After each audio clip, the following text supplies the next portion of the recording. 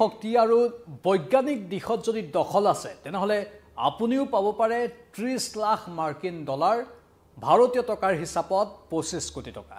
নমস্কাৰ, স্বাগতম news 18 Assam north ইষ্টৰ এয়া হৈছে পোনপটীয়া সম্প্ৰচাৰ ষ্টুডিঅ'ত মই প্ৰাঞ্জল।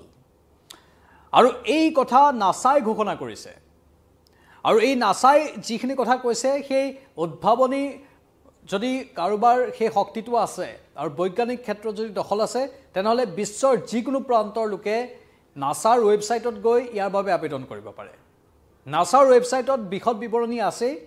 তেওঁলোকে মাত্ৰ কৈছে যে এই প্ৰতিযোগিতাত অংশ লৈ সেই নিৰ্দিষ্ট বিষয়টোৰ ক্ষেত্ৰত উদ্ভাৱন এটা লাগে আৰু যিটো উদ্ভাৱনক নাছাই পৰীক্ষা সহকাৰে যুক্তিসংগত বুলি ভাবিব সেই উদ্ভাৱনী শক্তি থকা ব্যক্তিজনকেই সেই উদ্ভাৱনটোকেই 30 লাখ মাৰ্কিন ডলাৰ দিব, অৰ্থাৎ ভাৰতীয় টকাৰ হিচাপত 25 কোটি টকা। এয়া হৈছে মহাকাশৰ মলমূত্ৰৰ কথা আৰু সেই মহাকাশত থকা মলমূত্ৰৰ ৰিচাইক্লিঙৰ কথা। যিজনে উপায় উদ্ভাৱন কৰিব পাৰিব সেই উপায় উদ্ভাৱকলৈ এই বৃহৎ পৰিমাণৰ ধনৰাশি আগবঢ়াব নাছাই। সময়ে সময়ে নাছাই এনেধৰণৰ পদক্ষেপ লৈ থাকে, কাৰণ নাছাক কেতিয়াবা নতুন নতুন তথ্যৰ দৰকাৰ হয়, নতুন নতুন কিছু সূত্ৰৰ দৰকাৰ হয়, নতুন নতুন আৱিষ্কাৰৰ দৰকাৰ হয় আৰু নাছাত থকা বিজ্ঞানীসকলেই কেতিয়াবা সেই কামখিনি একেলগে সমাধা কৰিব নোৱাৰিব পাৰে। লগতে নাছাৰ এটা প্ৰজেক্টটো আছে, সেই প্ৰজেক্টটো হ'ল লুনাৰ ৰিচাইকেল চেলেঞ্জ প্ৰজেক্ট। সেই লুনাৰ ৰিচাইকেল চেলেঞ্জ প্ৰজেক্টটোৰ অধীনতো এই কামবোৰ কৰা হয়, যাতে যিসকলৰ উদ্ভাৱনী শক্তি আছে, যাৰ বৈজ্ঞানিক ক্ষেত্ৰত দখল আছে, তেওঁলোকেও যাতে নতুন এটা উৎসাহ পাব পাৰে আৰু নাছাৰ সৈতে জড়িত হ'ব পাৰে। নাছাই আউটচোৰ্চিং কামবোৰো বিভিন্ন সময়ত কৰি থাকে। বহু লোকৰ সৈতে আউটচোৰ্চিং প্ৰক্ৰিয়াৰ জৰিয়তেও নাছাই সংযোগ স্থাপন কৰি থাকে। নাছাৰ গৱেষণাৰ সেইবোৰ একোটা বিশেষ মাধ্যম হয়। এতিয়া এই যে ৰিচাইক্লিঙৰ কথা আহিছে, মলমূত্ৰ ৰিচাইক্লিঙৰ কথাটো এটা বহল বিষয়। আচলতে আমি জানো গোটেই মহাকাশত আমাৰ পৃথিৱীৰ দ্বাৰা যিবোৰ ছেটেলাইট প্ৰেৰণ কৰা হয়, বিকল হোৱা ছেটেলাইট আছে বা আন কেতবোৰ আছে, সেইবোৰে এনেও এখন আৱৰ্জনাৰ সৃষ্টি কৰিছে। ক্ষমা কৰিব, পৃথিৱীৰ আশে পাশে যি মহাকাশৰ এই যিটো তৰপ আছে, সেই তৰপত এনেধৰণৰ বহু আৱৰ্জনা আছে। কিন্তু এতিয়া আৱৰ্জনা কেৱল মহাকাশতে সীমাবদ্ধ হৈ থকা নাই, এতিয়া আৱৰ্জনা চন্দ্ৰপৃষ্ঠতো পৰাৰ কথা উল্লেখ কৰা হৈছে। বিশেষকৈ এপল' অভিযানৰ কথা আপোনালোকে জানে, এখন বিখ্যাত চিনেমা এপল' 13, যিসকলে হলিউডৰ চিনেমা চাই ভাল পায়। কাৰণ আমি এতিয়া সেই ফালৰ পৰাও কথাবোৰ ক'ব লাগিব, কাৰণ জনপ্ৰিয় বিষয়বোৰ মানুহৰ প্ৰতি বা জনপ্ৰিয় বিষয়বোৰৰ প্ৰতি মানুহ এনেও আকৰ্ষিত হয়। সেয়েহে উদাহৰণস্বৰূপে মই এপল' 13ৰ কথা দিছোঁ। টম হেংকে তাত অভিনয় কৰিছিল। সেই এপল' চিনেমাখনৰ পৰা আপোনালোকে ধৰি লওক গোটেই এপল' অভিযানটোৰ কথা। এপল' অভিযান এটা বৃহৎ অভিযান। সেই এপল' অভিযানৰ সময়তেই বেছিভাগ আৱৰ্জনা মহাকাশত গোট খাইছিল বা চন্দ্ৰপৃষ্ঠত পৰিছিল বুলি সদৰি কৰিছে বিজ্ঞানী মহলে।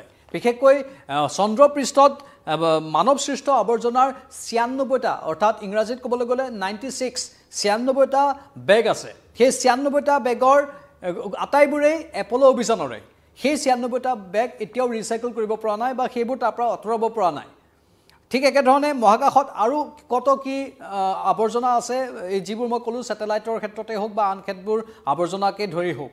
আনকি মানৱসৃষ্ট আৱৰ্জনাৰ ভিতৰত মলমূত্ৰৰ কথাও আমি জানো যে যিসকল ISSত যায় অথবা কিবা কাৰণত এতিয়ালৈকে বাৰু চন্দ্ৰলৈ মানৱৰ সংখ্যা খুব কম হৈছে, কিন্তু তাৰ পাছতো যিসকল গৈছে সেই তেওঁলোকৰো আৱৰ্জনা মলমূত্ৰৰ কথা যদি কওঁ, যিবোৰ ছেটেলাইট বা স্পেচত তেওঁলোক যায়, সেই স্পেচত যিবোৰ মলমূত্ৰ থাকে সেই মলমূত্ৰবোৰ যেতিয়া শূন্যত এৰি দিয়া হয় নিৰ্দিষ্ট বেগ আকাৰত, সেই বেগত জমা কৰাৰ পাছত শূন্যত এৰি দিয়া হয়। কাৰণ কেইবাদিনো লাগি যায় এই ভ্ৰমণকালত, কেইবাদিনো ISSত মহাকাশচাৰীসকল থাকিব লাগে। তাৰ পৰা আৰু মলমূত্ৰ আনিবলৈ অন্য ধৰণৰ ব্যৱস্থা, অন্য ধৰণৰ স্পেচক্ৰাফ্টৰ ব্যৱস্থা নাথাকে।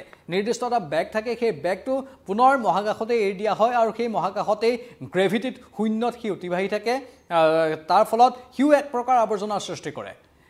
সেই আৱৰ্জনাবোৰ আঁতৰ কৰাৰ বাবে এটা উদ্ভাৱনী শক্তিৰ প্ৰয়োজন বুলি নাছাই সদৰি কৰিছে।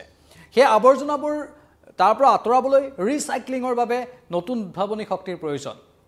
এনে নহয় যে নাছাত সেই উদ্ভাৱনী কৰিব পৰা বিশেষ ব্যক্তি নাই, বিজ্ঞানী নাই, আছে। কিন্তু মই ইতিমধ্যে ক'লোঁ যে নাছাৰ এটা বিশেষ প্ৰজেক্ট থাকে লুনাৰ ৰিচাইকেল চেলেঞ্জ।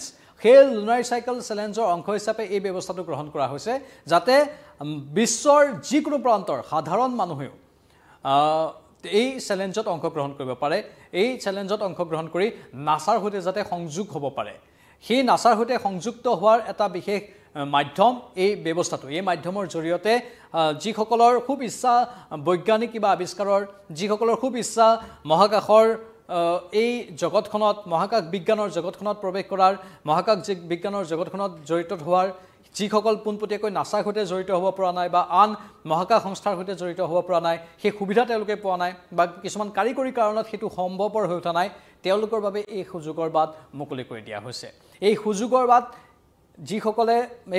বাট যিসকলৰ বাবে মুকলি কৰি দিয়া হৈছে তেওঁলোকে এই সুযোগটো গ্ৰহণ কৰিব পাৰে নাছাৰ ৱেবছাইটত গৈ গোটেই তথ্যখিনি আহৰণ কৰি ল'ব পাৰে আপোনালোকে তাতেই কোৱা হৈছে এই চেলেঞ্জৰ কথা এই চেলেঞ্জত এতিয়া যিজনে এনেধৰণৰ উদ্ভাৱন কৰিব পাৰিব বা যিটো গোটে এনেধৰণৰ উদ্ভাৱন কৰিব পাৰিব সেই গোটটোকেই 25 কোটি ভাৰতীয় টকাৰ হিচাপত পুৰস্কাৰ আগবঢ়োৱা হ'ব 30 লাখ মাৰ্কিন ডলাৰৰ হিচাপত আৰু ইয়াৰ বাবে অৱশ্যে পৰীক্ষা নিৰীক্ষা ভালদৰে হ'ব সকলো বিষয় চালি জাৰি চোৱা হ'ব আৰু হয়তো অসংখ্য অংশগ্ৰহণকাৰী থাকিব সেই অসংখ্য অংশগ্ৰহণকাৰীসকলৰ মাজৰ পৰা নিজেই গৱেষণা কৰি নিজে এটা বিষয়বস্তুত সময় দি সেই বস্তুটো উদ্ভাৱন কৰা সেই নিৰ্দিষ্ট যিটো নাছাৰ তৰফৰ পৰা বিচৰা হৈছে যিটো উদ্ভাৱনী শক্তি সেই উদ্ভাৱনটো অনাটো এটা খুব সহজ কামো নহ'ব তাৰ বাবে যথেষ্ট সময় দিব লাগিব আৰু সেই পৰ্যাপ্ত সময় খৰচ কৰাৰ বাবদহে এই পুৰস্কাৰটো পাব আৰু যিসকলে পাব তেওঁলোকেও নিজৰ জীৱনৰ এটা অমূল্য সময় দিহে সেই 25 কোটি টকা যিটো টকাৰ বৰঙণিৰ কথা কৈছোঁ সেইটো পাবলৈ সক্ষম হ'ব মানে স্বাভাৱিকতেই ওপৰতে একো নাহে তাৰ বাবে কষ্টও কৰিব লাগিব আৰু কষ্ট সাধনাৰ ফলতহে হয়তো এইটো সম্ভৱপৰ হৈ উঠিব আৰু সেই আৱৰ্জনাৰ কথা আমি জানো এই আৱৰ্জনাবোৰে এটা সময়ত যিকোনো বিপদ মাতিব পাৰে সেই আৱৰ্জনাবোৰ মহাজগতৰ পৰা বা মহাকাশৰ পৰা আঁতৰাবলৈ ইতিমধ্যে নতুন বহুখিনি ব্যৱস্থা গ্ৰহণ কৰি থকা হৈছে আনকি ইলন মাস্কেও এই ক্ষেত্ৰত মন্তব্য আগবঢ়াইছিল ইলন মাস্কেও কৈছিল যে তেওঁলোকৰ যি মহাকাশ অভিযান আছে সেই মহাকাশ অভিযানৰ যিবোৰ ব্যয় সেই ব্যয়ত এই বিষয়টোৰ ওপৰতো এটা বিশেষ দৃষ্টি ৰাখি আগন্তুক দিনত মহাকাশ অভিযানৰ নামত যিমান খৰচ হয় বা যিমান তেওঁলোকৰ আয় হয় তাৰ পৰা এটা ভাগ এই মহাকাশৰ আৱৰ্জনা দূৰীকৰণৰ বাবে ৰখা হ'ব মানে বৃহৎ পুঁজি এটা সেই আৱৰ্জনা দূৰীকৰণৰ বাবে ৰখা হ'ব বুলি কোৱা হৈছে আৰু মানুহে আগন্তুক খুব কম সময়ৰ ভিতৰতে এনেধৰণৰ আৱৰ্জনাবোৰ দূৰ কৰিব পাৰিব বুলি আশা কৰা হৈছে আৰু যিবোৰ আৱৰ্জনা এটা সময়ত হয়তো দূৰ কৰাটো প্ৰয়োজন হৈ পৰিব নহ'লে এই আৱৰ্জনাবোৰে কিছু জটিলতাৰ সৃষ্টি কৰিব পাৰে এয়া আছিল পোনপটীয়া সম্প্ৰচাৰ আপোনালোকৰ মতামত কমেণ্ট বক্সত কমেণ্ট কৰি জনাব পৰৱৰ্তী সময়ত আকৌ